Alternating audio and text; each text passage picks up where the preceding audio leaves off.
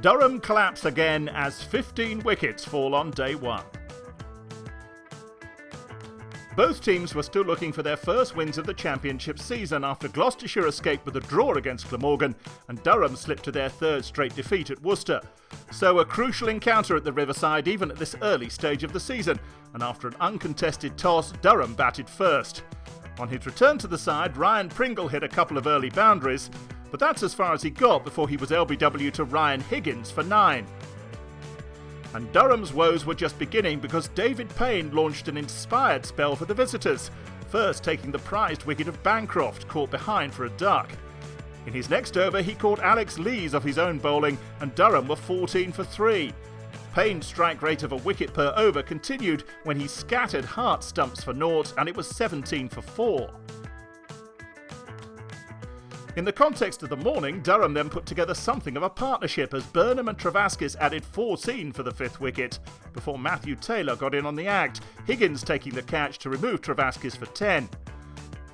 After that, Durham went into survival mode, with Burnham hitting 3 of the 6 boundaries they managed in the morning session. At lunch, they were 54 for 5 from 30 overs.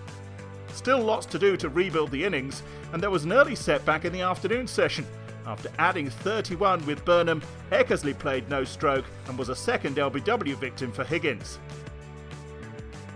Burnham now seemed to represent Durham's last hope of any kind of total, and he moved into the 40s with Ben Rain offering support.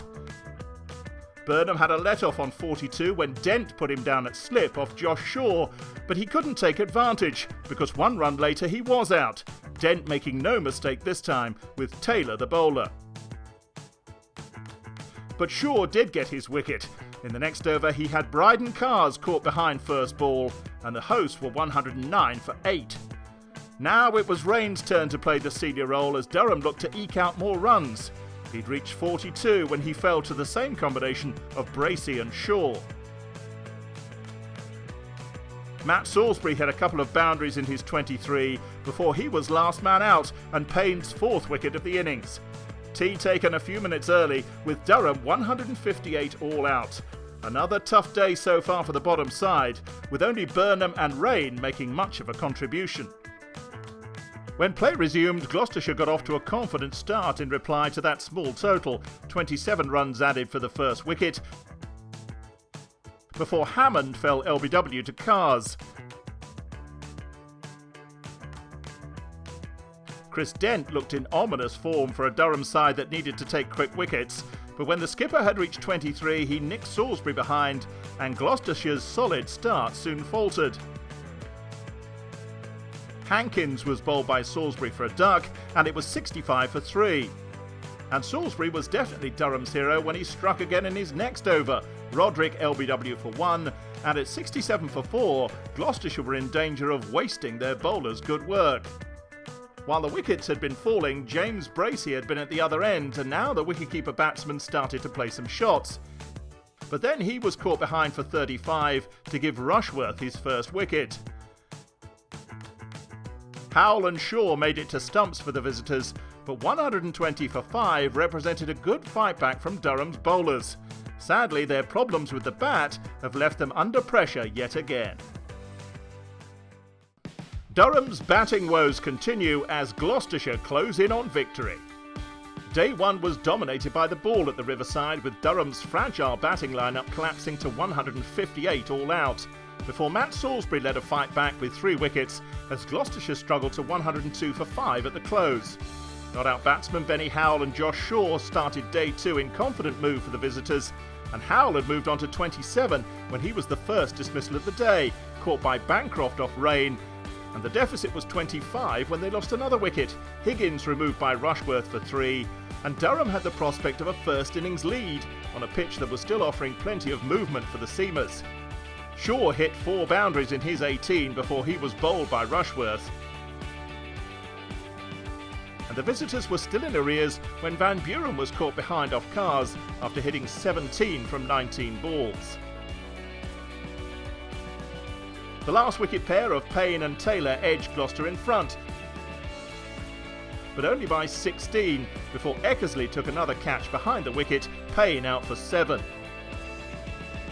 The last 5 wickets had fallen for 72 runs, and the match looked unlikely to last much beyond day 2. The Durham bowlers had shared out the wickets and nobody had yet made a 50.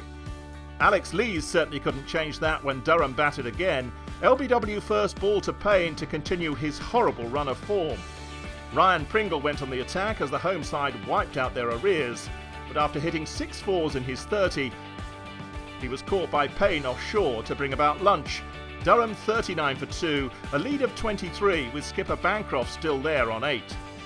But the Australian would need someone to stay with him, and that wouldn't be Gareth Hart, who fell LBW to Shaw soon after the interval to complete a pair in the match. Next ball, Shaw bowled Burnham. He couldn't complete his hat-trick, but Durham were in trouble again at 43 for 4, just 27 ahead. But Bancroft did then find a partner who could hold up the other end in Liam Travaskis, and while it was slow going, the pair added very useful runs. Bancroft was very much the senior partner, hitting 5 boundaries in his 40, as the pair added 48 for the 5th wicket. But with tea approaching, he was run out by Van Buren, and Durham's lead was still only 75. And it was only 81 when Travaskis followed his partner back to the pavilion, edging Payne behind for 21. Eckersley and Rain got the home side through to tea with no further mishaps, but at 111 for 6, their lead in the match still hadn't reached 3 figures.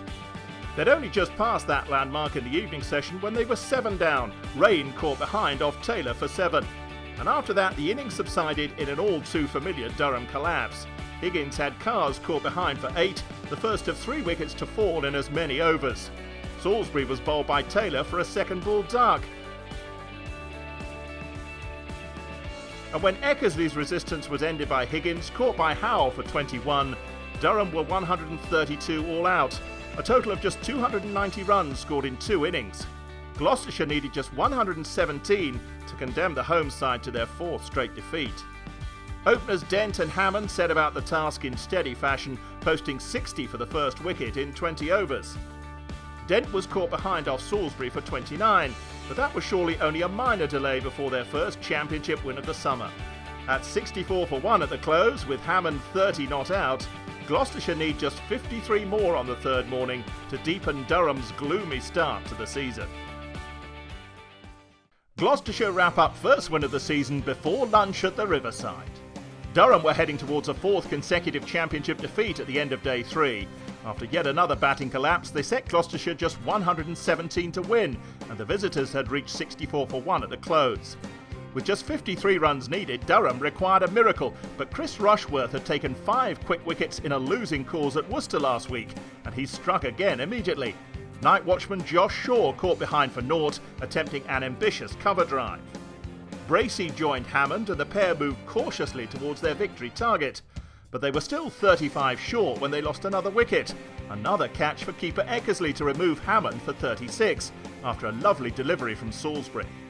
New batsman Hankins was watchful, but Bracey slowly became a little more expansive, driving Salisbury for 4 as the finish line moved closer for the visitors.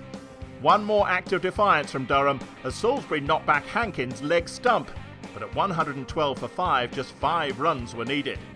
The win was eventually sealed by 4 byes, but Gloucestershire didn't mind how they came. Their first championship win of the season by 6 wickets, with Bracey 25 not out. Salisbury 3 for 41 in vain. 4 defeats out of 4 for Durham, who desperately need to improve their batting if it's not to be a long, hard season. They take just 3 points from the match, while Gloucestershire pick up 19. They host Lancashire next week, while Durham might be relieved to have a week off.